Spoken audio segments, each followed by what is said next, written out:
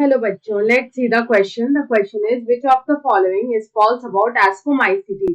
यहाँ पे बोल रहा है इनमें से कौन सा स्टेटमेंट जो है वो false है regarding ascomycetes. Option 1 is mode of nutrition is saprophytic, decomposer, coprophilous, growing on dung and parasitic. Option 2 is includes unicellular, example yeast and multicellular forms. Option 3 is mycelium is cenocytic, and option 4 is Aspergillus claviceps and Neurospora are the important members of Ascomycetes. तो यहाँ पे अगर सबसे पहले देखेंगे इस question का की कंसेप्ट, तो की कंसेप्ट में यहाँ पे बात करेंगे अबाउट एस्कोमाइसिटीज. तो जो एस्कोमाइसिटीज होती हैं they belong to the kingdom fungi, ये किंगडम फंजाई को बिलोंग करती है. तो हम लोग बोल सकते हैं that ascomycetes they belong to kingdom fungi, they belong to kingdom fungi. अगर यहाँ पे एस्कोमाइसिटीज के कैरेक्टर्स की बात करें तो यहाँ पे इसके कुछ कैरेक्टर्स को देखते हैं. तो ये जो एस्कोमाइसिटीज है,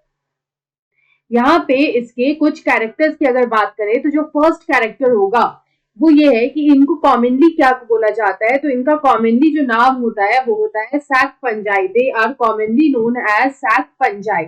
ये मोस्टली मल्टी सेल्यूलर होते हैं, they are mostly multicellular, लेकिन कुछ फॉर्म्स जो होते हैं वो यूनिसेल्यूलर होते हैं.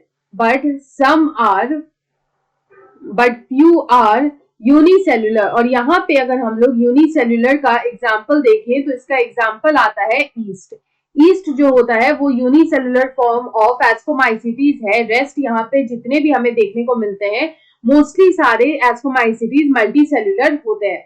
अगर हम लोग यहाँ पे इनके मोड ऑफ न्यूट्रिशन की बात करें तो ये होते हैं सैप्रोफिटिक. सैप्रोफिटिक होने का मतलब होता है they feed on dead and decaying organic matter. तो यहाँ पे ये डिकम्पोजर्स भी होते हैं, दे आर डिकम्पोजर्स, क्योंकि ये यहाँ पे ऑर्गेनिक मैटर को डिकम्पोज करते हैं.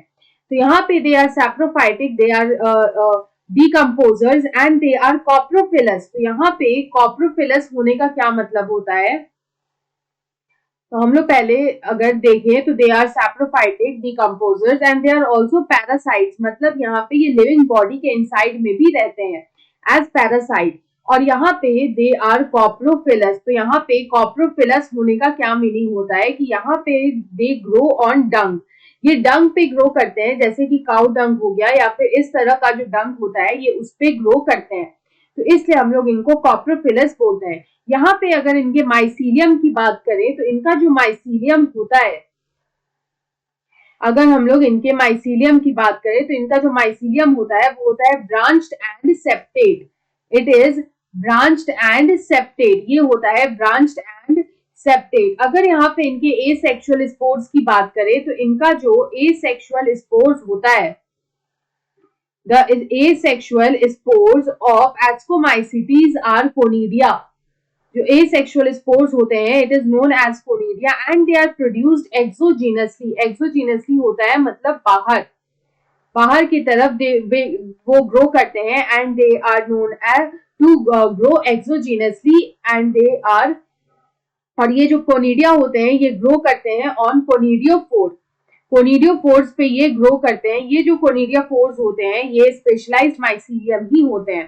तो यहाँ पे अगर इनके अदर एग्जांपल्स की बात करें तो यहाँ पे जो इनका कुछ एग्जांपल्स होता है वो होता है एस्परजिलस. एस्परजिलस जो होता है इट बिलोंग्स टू एस्कोमाइसिटीज. उसके अलावा जो क्लैविसेप्स होता है they also belong to ascomycetes and neurospora. Neurospora are all examples of या फिर मेंबर्स ऑफ एस्कोमाइसिटीज.